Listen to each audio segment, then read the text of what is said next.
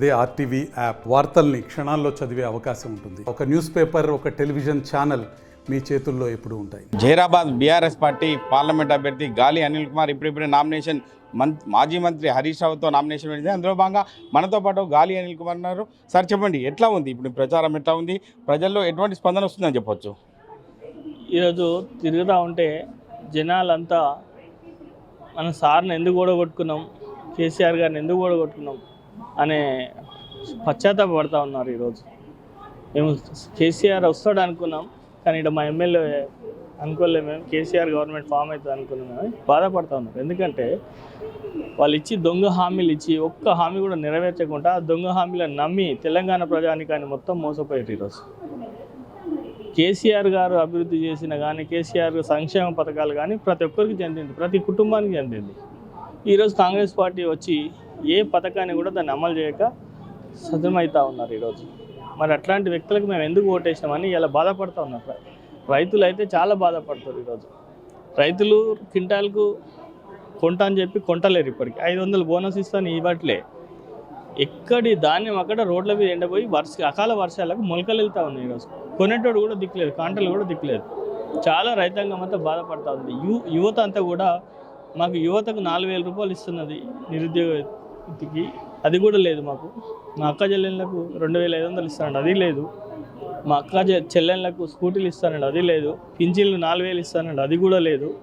ఇట్లా ఏ హామీ కూడా నెరవేర్చకుండా ఇలా ప్రజల్ని మోసం చేసిరు ఈరోజు కాంగ్రెస్. రేపు పార్లమెంట్ ఎలక్షన్లు మే 13 నాడు మరి పోలింగ్ జరగబోతూ ఉంది. ఖచ్చితంగా వాళ్ళ కర్రు కాల్చి వాత పెడతామని చెప్పి ప్రజలే చెప్తా ఉన్నారు. ఈరోజు చాలా బాధపడుతూ ఉన్నారు ఇలా వెళ్తూ ఉంటే.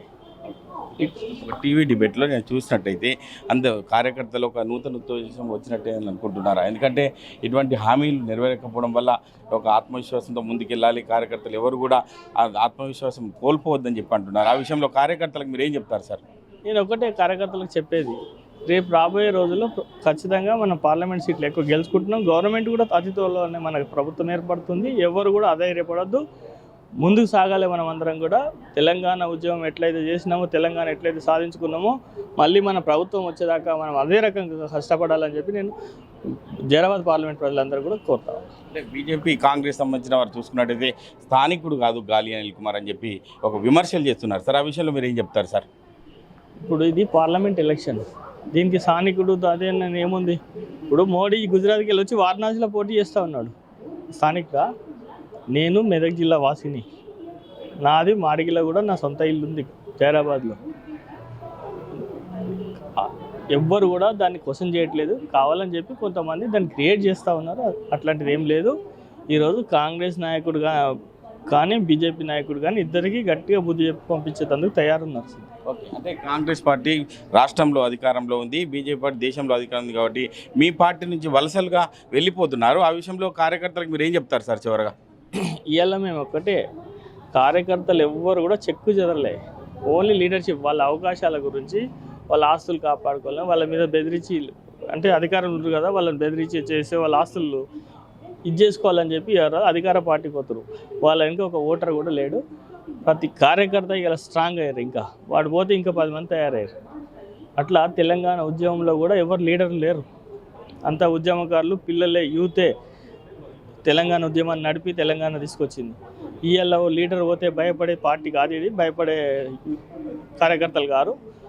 ఇంకో లీడర్ పోతే ఇంకొక లీడర్ తయారవుతాడని చెప్పి చెప్తాను. ఓకే, అంటే కార్యకర్తకి ఏమైనా కేసీఆర్ నేనే స్వతహాగా వస్తా, కార్యకర్తలు కాపాడుకుంటా అని చెప్తా అంటారు. అటువంటి విషయంలో ఆత్మవిశ్వాసం మీరే కూడా ముందుకెళ్తున్నారు కాబట్టి కార్యకర్తలు చివరిగా మీరు ఏం చెప్తారు సరే? నేను ఒకటే చెప్తున్నా, ఖచ్చితంగా జైరాబాద్ పార్లమెంట్ నన్ను ప్రజలు ఆదరిస్తారు, నన్ను ఆశీర్వదిస్తారు. నేను ప్రతి కార్యకర్తకు అండగా ఉండి గుండెలో పెట్టుకొని చూసుకుంటా అని చెప్పి సందర్భంగా తెలియజేస్తాను.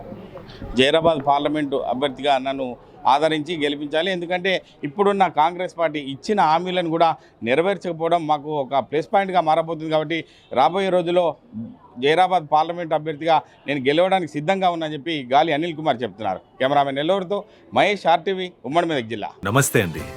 ఇది వ్యాపారం గురించి కాదు, ఓటు గురించి. ఎన్నికల్లో ఓటు వేయడం మన హక్కు మాత్రమే కాదు, కర్తవ్యం. ఎంతో మంది మహా నేతలు శ్రమించి ప్రాణత్యాగం చేసి ఈ అవకాశాన్ని మనకిప్పించారు. అందరూ ఓటు వేద్దాం, ఎందుకంటే ఓటు హక్కు ఊరికే రాదు. నా ఓటు ఎవరికో తెలుసా? అది సీక్రెట్ అండి.